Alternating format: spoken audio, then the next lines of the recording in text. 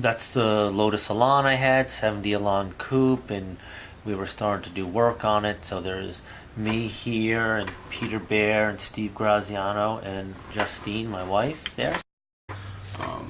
What year was this?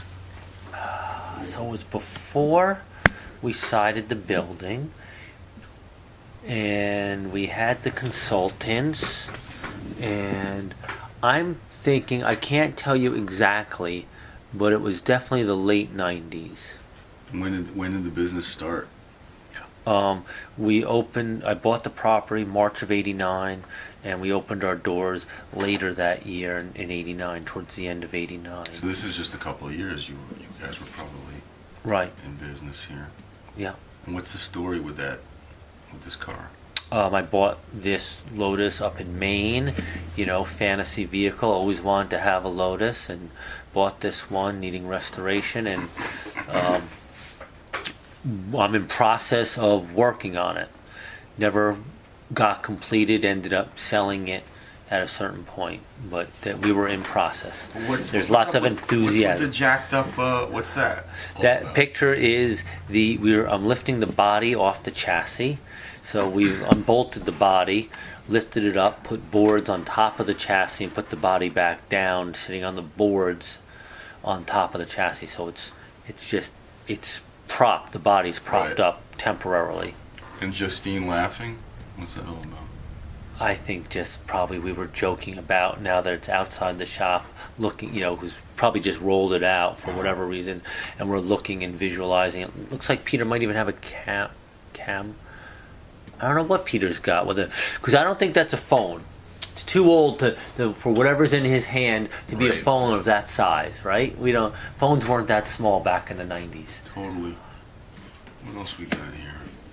That's pretty much this one's, it's actually a little bit later, because if you notice, we put a door in the side of the building by then. I remember that. I remember when that yeah, was going on. We had Alfie Packingham put a door in the side of the building for me. This is number 2.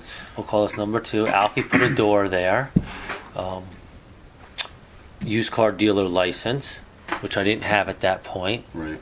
So this was early 90s, the first number 1, but this is used car dealer license. Door on the side.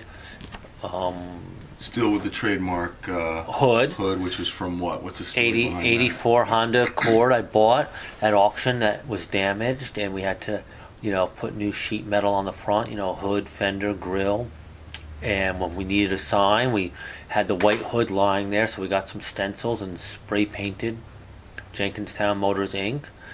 255-2123, and over the duration of my business, we never changed it. That was the sign the whole time. Obviously there was talk about making a fancier sign, but it worked. That was my style. It worked. Totally. What do we got here? That's Joseph Tripolo. He lives up in Stone Ridge with his number 3. Yeah, with his wife Gina and his daughter Nina, and we've been friends and customers for 20 years plus. He's a wonderful human being, amazing artist. Great. Why do you have this? Because he gifted me this picture, and it says this picture of him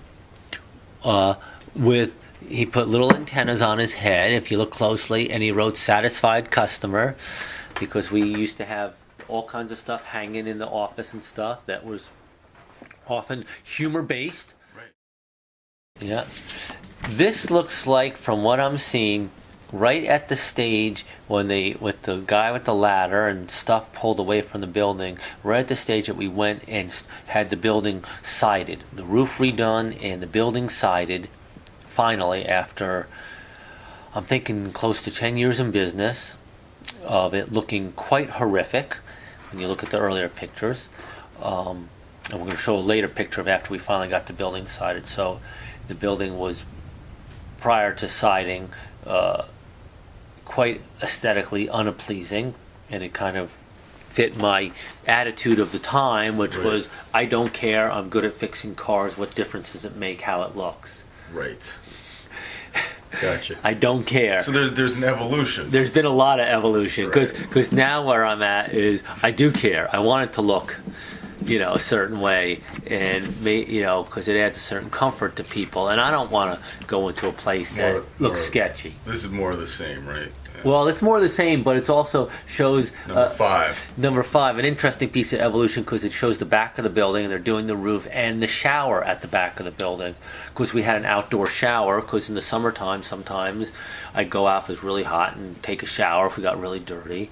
And when we resided the building, we got rid of the shower. Right. It was time for a change. There wasn't going to be people standing out back naked taking a shower. Makes sense. It's just it's little tidbits. And This is an interesting picture. number 6. Yeah, this is the side of the building where the customers would walk down the pathway and enter the office, which was in the back, which ergonomically is kind of backwards for a lot of businesses where you enter in the back first. But for the space for us to work, that was the most efficient. We didn't want to put the office up front because that would interfere with where we were working on cars and cut into production area. But the other piece that's interesting is along the side of the building is this row of tires.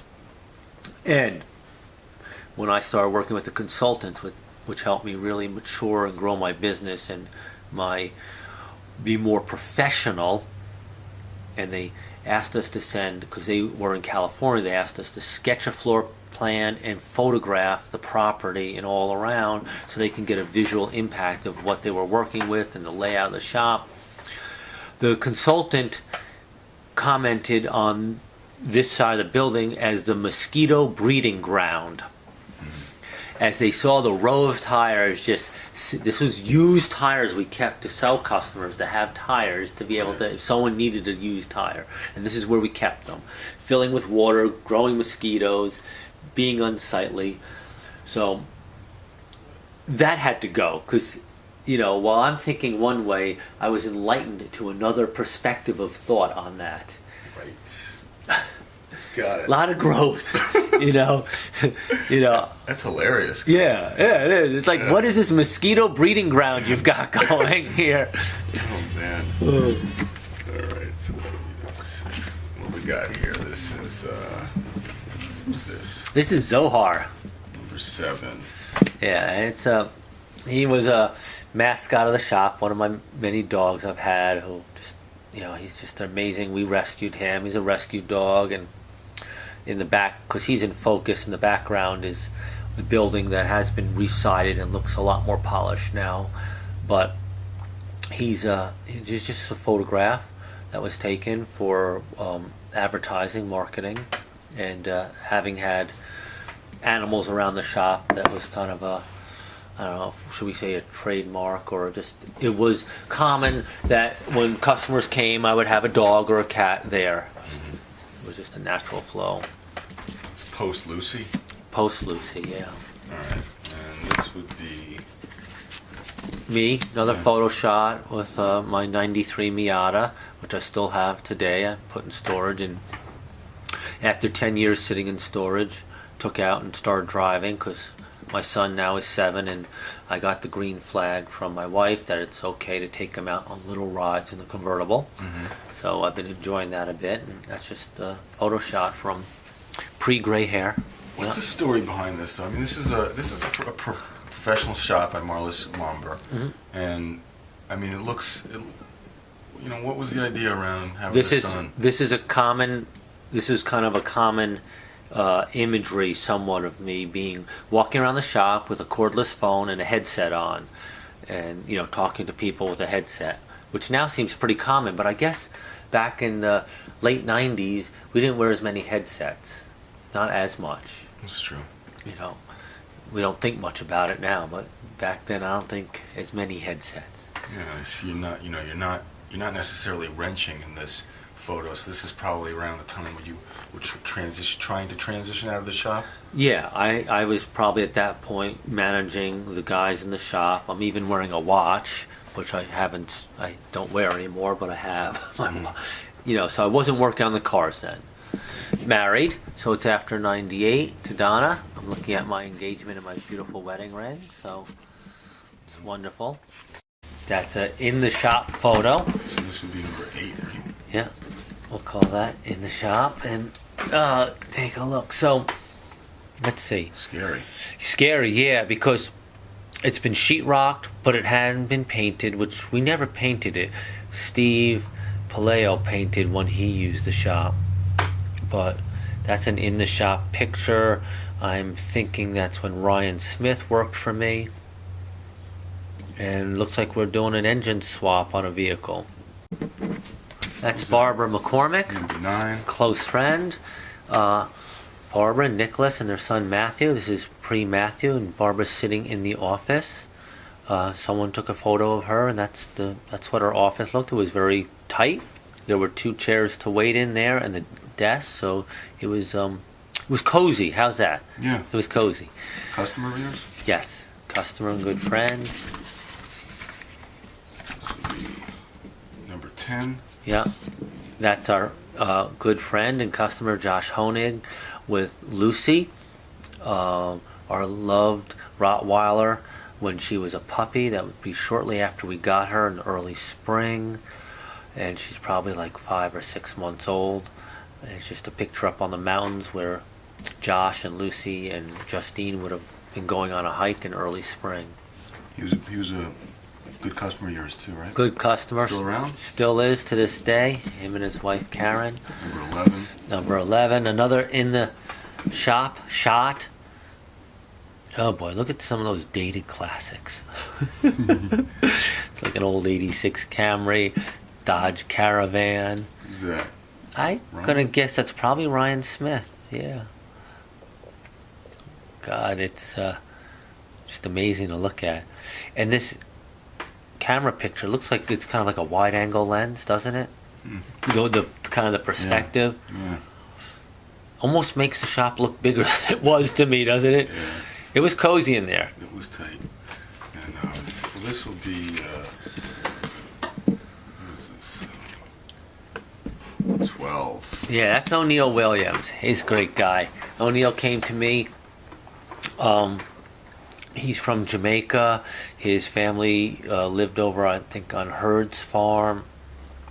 And I met him through some good customers when he was in his mid-teens, and then around 16, 17, he started working for me and worked for me for probably a handful of years. Amazing person. And from this picture, you can see his huge smile. He is still in touch with him. Just a really upbeat, wonderful person. And just I can't say enough on how good he is. Yeah, I would second that. I remember him well. Yeah, I've seen him recently. And, Radiant. Yeah.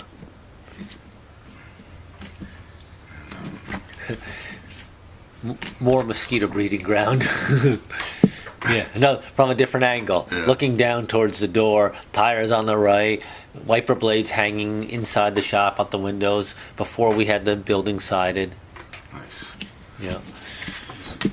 Number 14. Yeah, me at work, at that stage working on cars, as I would say, because I got my gloves on, and I must have been doing some welding stuff and some big glasses. I don't think those are sunglasses. I think those are my regular glasses that would turn dark, you know? Pretty dated looking, right? Yeah, phone in hand. Phone in hand. 15. That's a picture of me up at Watkins Glen, New York. My dad and I used to do trips to the races together. That was always special time. And I'm going to say from this picture is probably the early 70s, 71 or so. Kind of even remember that jacket I had, and I got my pit pass on, and I'm standing next to a BMW 507, which was an extremely rare, still is to this day, BMW convertible built in 1957. So Dad popped a picture of me next to it, which, you know, like I said, we were at the races at Watkins Glen. It was just, I love that special time.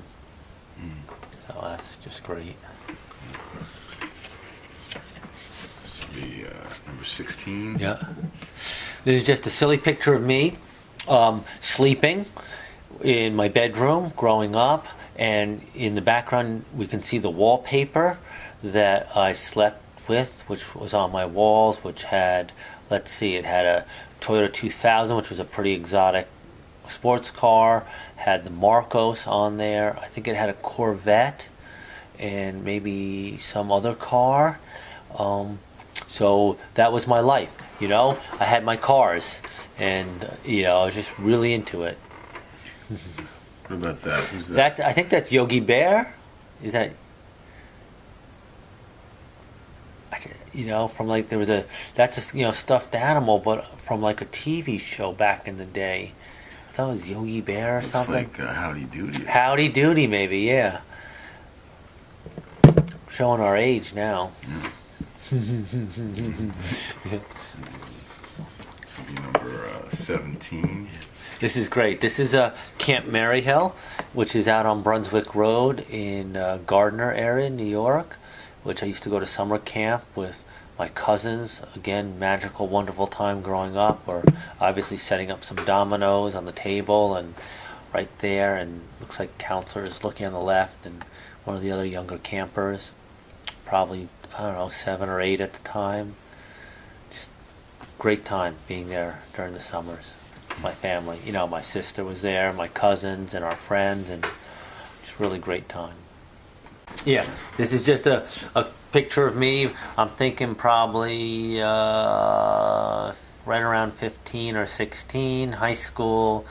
My friend Greg Isaacson gave me this picture. It was probably taken at a social gathering. Is that politically correct to call it a social gathering? I guess you could call it that. Or we could call it a party. You had a full beard at 15? Oh, yeah. Yeah. Like the Levi's jacket. Yeah. Still hanging in the closet at the house. Awesome. Yeah. Yeah, my glasses in my pocket. Where was this taken? I have no idea. Someone's house. Maybe Greg Isaacson would know. I think he took that photo. That's back when I had longer hair. Cool. And more of it. This is going to be 19. Yeah. And a few of these pictures now we're starring in where we lived at the end of Canaan Road, Nancy and I. And it was probably right around 80, 81. There's cars around. We would work on the cars there in the driveway. I either worked at Friendly Honda, or after Friendly Honda, I worked at Honda in Marlboro, and started to develop my own clientele at that point, because a bunch of the cars there are ones that either were customers or stuff we would fix and resell. And this was kind of the beginning of creating my clientele for my business. So that's Nancy and you? No. That's a picture of me, and that's Craig Thaler. Craig Thaler? Thaler, yeah, he's a fiddle violin player, musician. I think he's up in the Albany area now. Oh, this is the same house up on the end of Canaan Road, and the snowstorm just stopped, so we can see everything's covered in a foot or so of snow, and we live far enough up the road that usually the plow didn't come up there till last. And so we're just standing out on the road looking at the house and the cars covered in snow and kind of taking in the beauty. And it makes me think a little bit right now, looking at that picture, well, they're talking about this Hurricane Sandy and how worked up everyone's getting in preparing and everything. How we used to not do anything. And it would snow or it would do whatever, and we would be out of power maybe for a day or two or not, and the roads would get cleared out, and everything was okay. People didn't worry. We didn't have a cell phone. We didn't have any way to communicate. We were just fine, and it was okay. It was totally okay. We all survived for the 24 hours without power. We were okay. Yeah, and this actually is like the next progression from where we were fixing up the cars in on Canaan Road. The next thing we did was Nancy and I decided to move down to Florida and kind of, reestablish down there. and give it a shot. So this particular picture is down in Florida with my 73 Honda Civic that I owned, and it's in the driveway of my dad and my stepmom, Jane. So we had moved down there from Canaan Road, and we started to get established. That was a little bit of a difficult time because the economy at that point, which I was a little disconnected from, because we had work up north and we were living in a beautiful spot and our rent was reasonable, so we were doing well economically. When I went to Florida and the economy was bad, then all of a sudden I couldn't find work, and when I did find work, I was making a very, very, very, very, very, very little bit amount of money. Mm-hmm. But eventually, after being there about 6 months, I connected with some really good people. I connected with this family, which is the father and son, and then the girlfriend of the son. So the father is Ira, the son is Michael. There's a picture at the racetrack.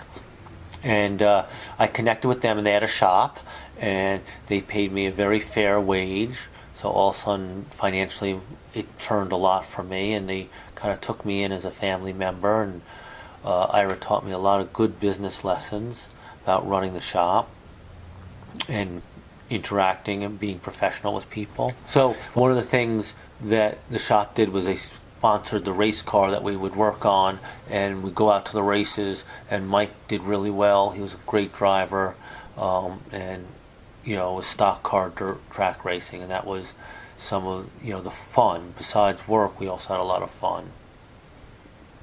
And I'm still in touch with Mike and Ira today. They live in the northern end of Daytona, where my dad and my stepmom and my sisters live in southern Daytona, and we go down and we visit. It's really good to see them. This is a funny one. You don't want to miss this out. This is this will be number 27. Okay, so we have to show this because it's funny.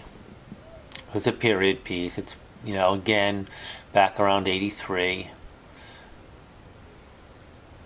Me with my big glasses and beard and mustache and puffy hair, I guess. Would you call it a DA? Who knows? Who knows? Oh God! Where was it taken? It looks like from the darkness and stuff. Probably the same time. Probably at the track. We were probably at the track. What were you, about 16 there? No. It was 83. So I was like, Just what? kidding, 21, 22. Yeah, it's probably 21, 22. So it is kind of funny, isn't it? Totally. God. This is a picture of the house at 30 Jenkinstown Road, which we bought in March of 89, which would be the home of Jenkinstown Motors. This is, I think, literally right when I purchased it, or right before I purchased it. So that's the house. The garage is down the driveway on the left. This next picture, if that's 28, we'll call this 29. In the front yard is the sign, because the previous owner, who had his business there that allowed the property to be grandfather claused, that's his sign of Mohawk Motors. And when I opened up, I didn't keep the business name. I wanted to have my own business name and start my own clientele. So that sign was there when we initially opened, or when I initially purchased the property, but we took it down right away. I didn't know that there was a shop there beforehand. Yeah, well, that's how the property was able to continue, because it was on a residential road, but he established Mohawk Motors prior to zoning in Gardner. Oh. So then when they zoned, anything that was pre-existing, non-conforming, is allowed to stay. Right. So it was a pre-existing, non-conforming use of the property. Right. That then they grandfather. As long as it's continuous, you can continue to use it that way. Right. Unless there is, I think, a 12-month lapse in usage. Interesting. So we were able to continue.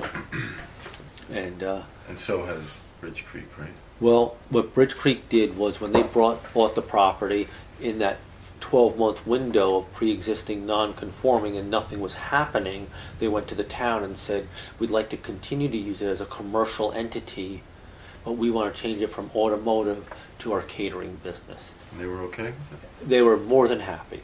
Right. Because the catering business doesn't have the volume and flow of cars and Right, car impact. repair. Right, it's much lower impact. Right. You know, not to mention they renovated the building again to look a lot nicer aesthetically because of the kind of business. Right.